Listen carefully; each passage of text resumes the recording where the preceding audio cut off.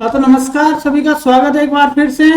और आज हम एक बहुत बड़ी वैकेंसी के बारे में बात करने जा रहे हैं साथियों, जिसका एक लंबे समय से इंतजार था। नई नई की आकांक्षा आ रही थी कि कब तक वैकेंसी आएगी। तो आज ये वैकेंसी जो है वो आरपीएससी द्वारा नोटिफिकेशन जारी कर दिया गया है, आरएस न्यू वैकेंसी 2024। और इस पे आज हम अगले 5-10 मिनट में पूरा डिस्कस करेंगे कि कितनी पोस्टें इसमें हैं, कौन कौन सी कैटेगरी की पोस्टें हैं, स्टेट सर्विस की कितनी है, अलाइड सर्विस की कितनी है, कौन इसमें आवेदन कर सकता है, आगे क्या प्रक्रिया रहेगी, कब तक एग्जाम्स हो सकता है। सारे क्वेश्चंस जो सामान्य रूप से इस विज्ञप्ति के बाद में उभर के आते हैं, उन सभी क्वेश्चंस पे हम डिस्कस करेंगे, सभी पे हम बात करेंगे।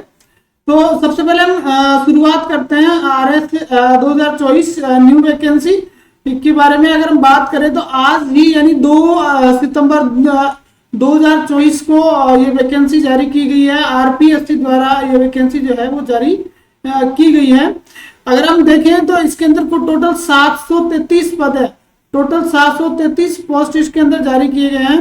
और ये जो 733 पद हैं इनके दो पार्ट हैं। पहला है स्टेट सर्विस, राज्य सेवाएं। स्टेट सर्विस की जो पोस्टें होती है वो उच्च पद की उच्च स्तर की होती है। और जो अधीनस्थ जो सेवाएं होती है, सबऑर्डिनेट सर्विसेज जो होती हैं, वो थोड़ी लोअर कैटेगरी की होती है। तो सब हर जो एस्पिरेंट होता है उसका जो टारगेट होता है, फोकस होता है, वो स्टेट सर्विस ही होता है। तो स्टेट सर्विस में अगर हम मेन पोस्टों को देखें कि मुख्य रूप से कौन कौन सी पोस्टें हैं, तो सबसे पहले है राजस्थान प्रशासनिक सेवा, RAS जिसको बोलते हैं। तो साथियों ये जो वैकेंसी है, इस वैकेंसी के माध्यम से ये जो राजस्थान प्रशासनिक सेवा में चयनित होते हैं वो अपन साधारण भाषा में कहें तो एसडीएम लगाया जाता है। क्या लगाया जाता है?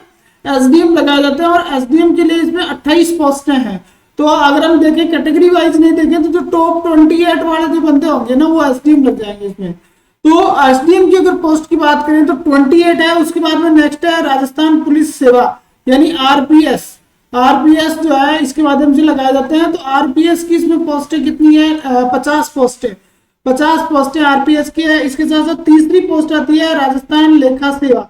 लेखा सेवा की 109 सबसे ज्यादा पोस्ट है। RACS बोलते हैं इसको, RACS बोलते हैं। देखिए L14 इसकी कैटेगरी होती है।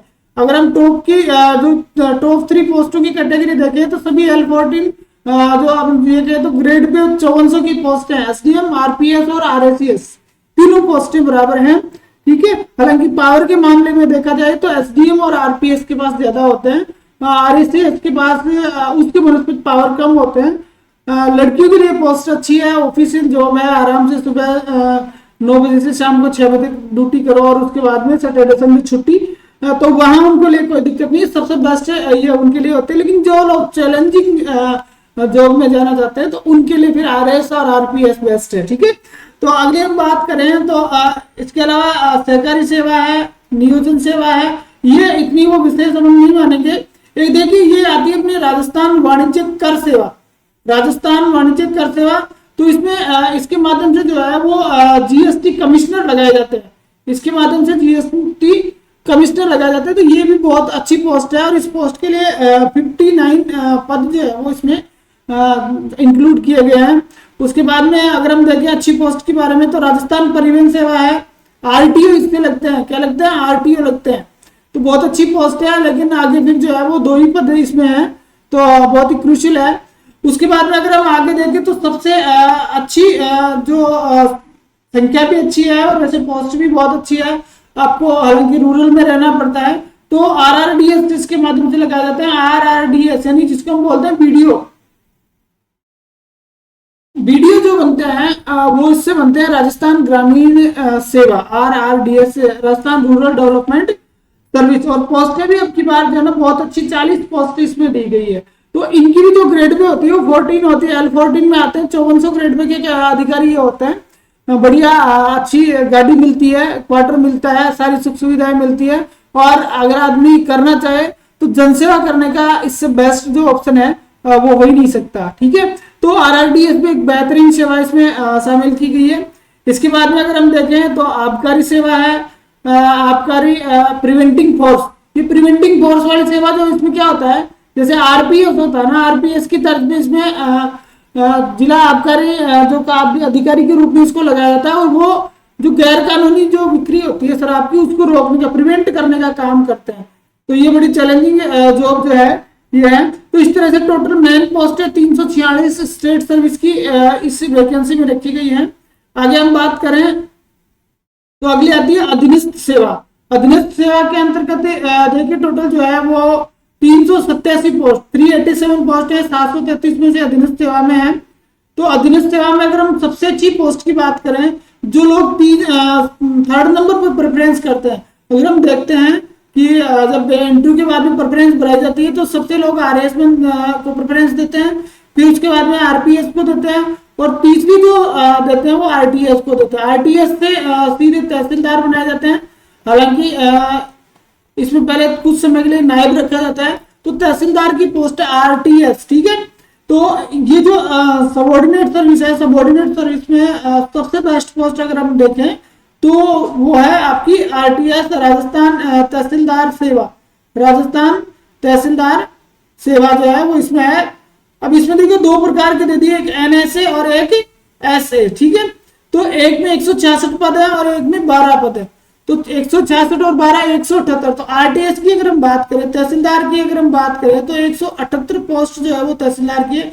एक बहुत बड़ा आंकड़ा, एक बहुत बड़ा आंकड़ा जो है वो ये आरटीएस का है। एनएसए का मतलब क्या होगा कि इसमें डायरेक्ट जो है वो नायब तहसीलदार लगाए जाएंगे, फिर प्रमोट होकर तहसीलदार बनेंगे, और ऐसे का मतलब होगा तहसीलदार सर्विस जिसमें डायरेक्ट तहसीलदार लगाए जाएंगे, ठीक है। तो टोटल जो है ना 170 इसमें पोस्टें हैं। तो सबसे मेन पोस्ट हम इसको मानेंगे। इसके बाद में ये अलाइड की अन्य पोस्ट हैं जो L11 से L10 तक हैं, जैसे लेबर डिपार्टमेंट है, अपना समाज कल्याण है, समेकित बाल ICDS है, ठीक है। तो ये अलग अलग पोस्ट हैं, तो वो उतना हम उसमें इतना डिस्कस नहीं करेंगे। तो अगर हम मेन पोस्ट है यहाँ पे देखें तो मेन जो पोस्ट हैं वो RS, RPS, RTS, RSCS और अपना RRDS यानी BDO। देखिए इसके माध्यम से डायरेक्ट SDO बनता है, ये RPS बनते हैं, राजस्थान पुलिस सर्विस, इसके माध्यम से तहसीलदार बनते हैं, इसके माध्यम से जो है वो अकाउंट सर्विस में जाते हैं। पूरी ऑफिशियल जॉब है, पूरे ऑफिस में काम करना पड़ता है, फील्ड का काम इसमें नहीं होता। और RRDS Rajasthan rural development service जो है इसके माध्यम से BDO बनाए जाते हैं। बहुत अच्छी पोस्ट ये है, ठीक है। तो इस तरह से सरकार के द्वारा RPSC के द्वारा 733 पदों पे जो है ये वैकेंसी आउट की गई है, और 733 पदों पे ये जो वैकेंसी आई है, इस वैकेंसी के अंदर 346 पद जो है वो स्टेट सर्विस के हैं और 387 पद जो है वो अधीनस्थ सेवा के हैं, ठीक है। अब हम आगे इसमें बात करेंगे ये जो भर्ती है इसकी फॉर्म कब से भरे जाएंगे, कौन इसमें एलिजिबल है। तो अगर हम सबसे पहले इसकी शैक्षणिक योग्यता की बात करें तो देखिए शैक्षणिक योग्यता बेसिक से नाम है। बेसिक सी बात क्या है कि आपको क्या होनी चाहिए, ग्रेजुएट होने चाहिए, आप ग्रेजुएट होने चाहिए। अगर आपने ग्रेजुएशन कर लिया है किसी भी डिप्लोमा, किसी भी सेक्टर से, किसी भी चाहे आर्ट्स, कला, साइंस, किसी से भी है, आप उससे कोई लेना देना नहीं। आपके पास BA या BSc या BCom 3rd ईयर की डिग्री होनी चाहिए, ठीक है।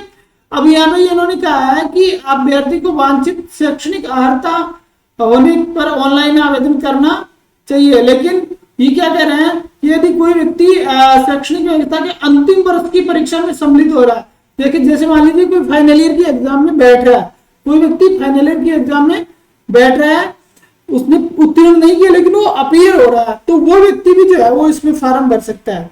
तो जो अपीयर हो रहा है, ये भी ध्यान रखने वाली चीज है, जो बंदे अपीयर हो रहे हैं, नए लड़के हैं, वो जो है वो इसमें फॉर्म भर सकते हैं, क्योंकि सरकार ने इसकी पूरी छूट RPSC द्वारा दी गई है कि जो अपीयर हो रहे हैं वो फॉर्म भर सकते हैं। वो किसी भी संकाय से हो, चाहे साइंस से हो, चाहे आर्ट्स से हो, चाहे कॉमर्स से हो, चाहे इंजीनियरिंग से हो, किसी से भी हो, उससे कोई मतलब नहीं। मतलब ये है कि या तो उसने फाइनल उत्तीर्ण कर ली हो या फिर वो फाइनल ईयर की परीक्षा में बैठ रहा है, ठीक है। तो इन दोनों की चीजों में तो आप स्पेशल ध्यान रखें। अगली अगर हम आयु की बात करें, आयु सीमा की बात करें, तो आयु सीमा के लिए 1/1/2025 निर्धारित की है। 1/1/2025 ये तो तारीख है ना, ये ध्यान रखें। 1/1/2025 निर्धारित की है आयु सीमा। तो कोई भी व्यक्ति जो है वो 21 साल का हो जाना चाहिए। 1/1/2025 को उसकी आयु जो है वो कम से कम 21 वर्ष होनी चाहिए। अगर 21 से कम उम्र है तो फिर वो ये परीक्षा नहीं दे पाएगा, ठीक है। और अधिकतम आयु की अगर हम बात करें तो उसकी आयु 40 साल से ज्यादा नहीं होनी चाहिए, यानी 21 से लेकर 40 तक की उम्र के जो लोग हैं वो ये परीक्षा दे सकते हैं। अब ये जो ऊपरी आयु है, न्यूनतम आयु में कोई छूट नहीं है, न्यूनतम आयु 21 ही है, चाहे वो SC है, चाहे ST है, चाहे सरकारी कर्मचारी कुछ भी है, तो उसके लिए किसी प्रकार की छूट का प्रोविजन नहीं है। हालांकि जो ऊपरी आयु है उसमें जो सामान्य वर्ग की महिला है उसे 5 वर्ष की छूट है। इसके साथ साथ जो गवर्नमेंट सर्वेंट है उन्हें, जो है अराजपत्रित कर्मचारी, उन्हें 5 वर्ष की छूट है। और इसके अलावा SC ST जो पुरुष है उन्हें 5 वर्ष की छूट है। और SC ST वर्ग की जो महिलाएं हैं उन्हें 10 वर्ष की छूट इसके अंदर दी गई है। इसके साथ साथ विधवा और जो परित्यक्ता है, तलाकशुदा महिलाएं हैं, उनके लिए ऊपरी आयु की कोई सीमा नहीं है, वो कभी भी परीक्षा दे सकती है, ठीक है। तो ये हो गया कि आयु की बात क्लियर होगी, भाई आयु कितनी चाहिए, तो 21 से 40 के बीच में उम्र चाहिए। अब हम बात करेंगे चयन प्रक्रिया की। देखिए चयन प्रक्रिया में हम सीधी सीधी बात करते हैं, तो इसकी जो चयन प्रक्रिया होती है उसका जो सिलेक्शन प्रोसेस होता है उसके 3 चरण होते हैं। इसके सिलेक्शन प्रोसेस के 3 चरण होते हैं। चयन प्रक्रिया की अगर हम बात करें तो सबसे पहले होता है प्री, उसके बाद में होता है मेंस, और उसके बाद में होता है इसका इंटरव्यू।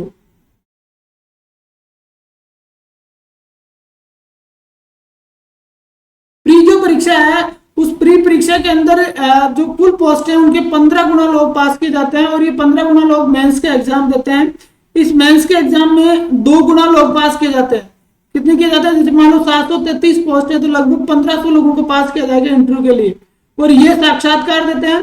साक्षात्कार, सबसे मेन चीज आपको ध्यान रखनी यहाँ पे है कि प्री जो परीक्षा है, प्री परीक्षा के जो नंबर है, प्री परीक्षा के जो मार्क्स हैं तो वो अंतिम मेरिट में, अंतिम मेरिट सिर्फ इससे बनती है, अंतिम मेरिट में नहीं जुड़ते हैं।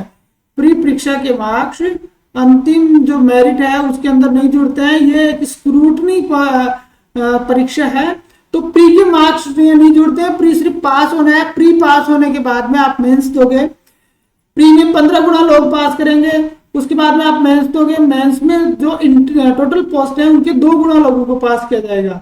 और फिर मेंस और इंटरव्यू दोनों के नंबर मिलाकर जो है वो क्या बनाई जाएगी, मेरिट बनाई जाएगी। और उस मेरिट के आधार पे लोगों की जो वरीयता है, लोगों ने जो डिमांड की, जो प्रेफरेंस है, उस प्रेफरेंस की बेस पे जो है वो आपको पोस्टें अलॉट की जाएंगी। तो 3 चरण आपको, तीनों चरणों में बड़ी ही सहूलियत के साथ, बड़ी ही अच्छी तरह से आपको अपना परफॉर्मेंस दिखानी पड़ेगी, ताकि हर कदम पे आप जो है वो आगे रहें।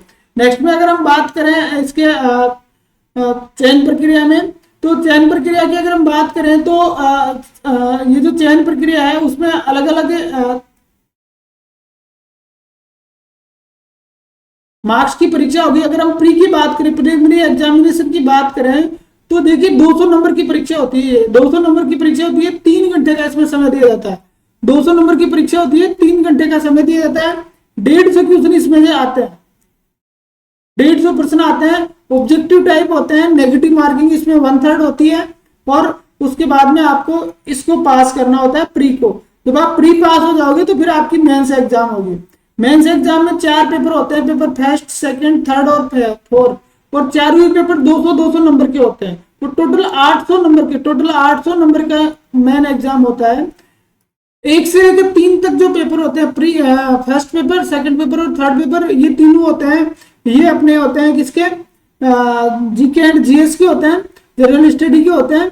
और जो चौथा पेपर होता है वो लैंग्वेज का होता है, जिसमें 120 नंबर की तो आती है हिंदी, 120 नंबर की तो आती है हिंदी, प्लस 80 नंबर का आता है इंग्लिश।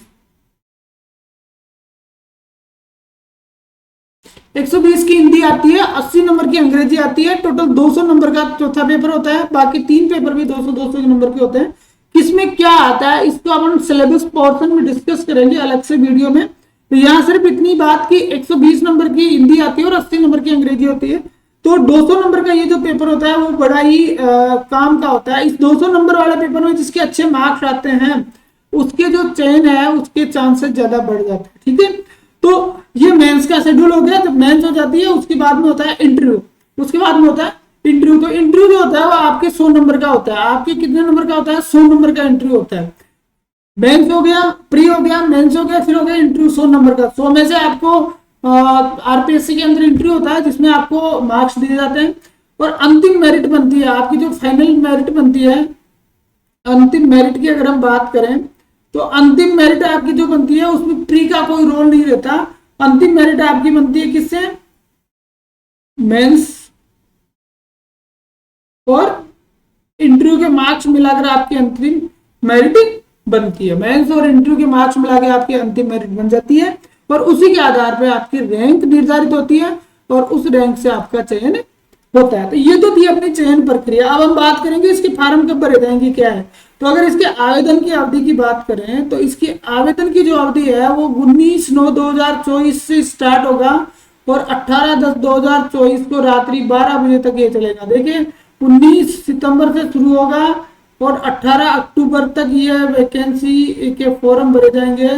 तो जो भी लोग हैं वो इन दोनों तिथियों का ध्यान रखें, 19 से पहले नहीं और 18 के बाद में नहीं, ठीक है। तो इस अवधि को जो है वो इस फॉर्म भरे जाएंगे। अब हम जाहिर से छोटी सी बात करते हैं कि भाई फॉर्म 18-19 अक्टूबर को भर दिए जाएंगे, उसके बाद में परीक्षा कब होगी।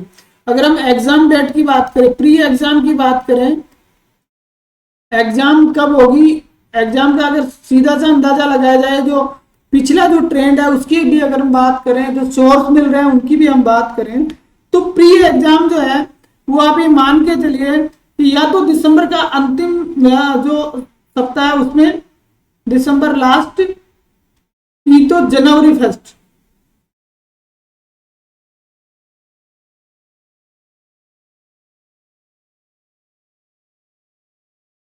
या तो दिसंबर के अंतिम सप्ताह में हो जाएगी या जनवरी के प्रथम सप्ताह में जो है वो RS प्री 2024 हो जाएगी।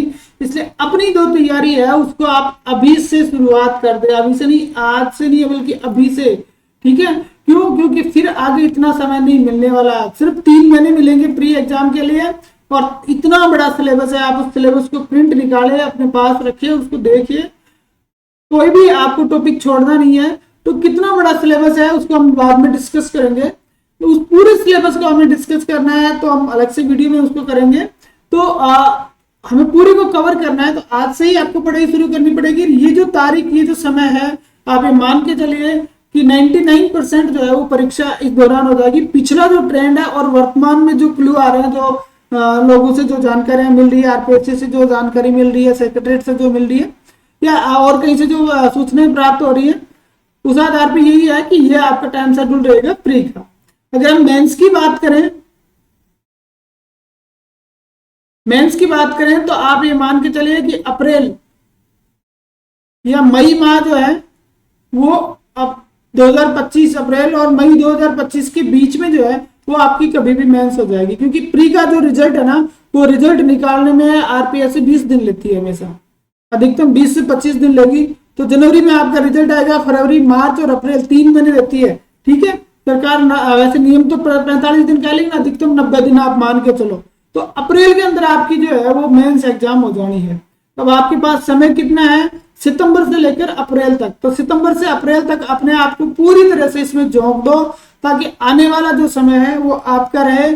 आने वाले समय में आप एक अच्छी रैंक जो है वो सिक्योर कर सकें। हमारी तरफ से आपको बेस्ट ऑफ लक, हार्दिक शुभ, अग्रिम हार्दिक शुभकामनाएं इस भर्ती के लिए। धन्यवाद।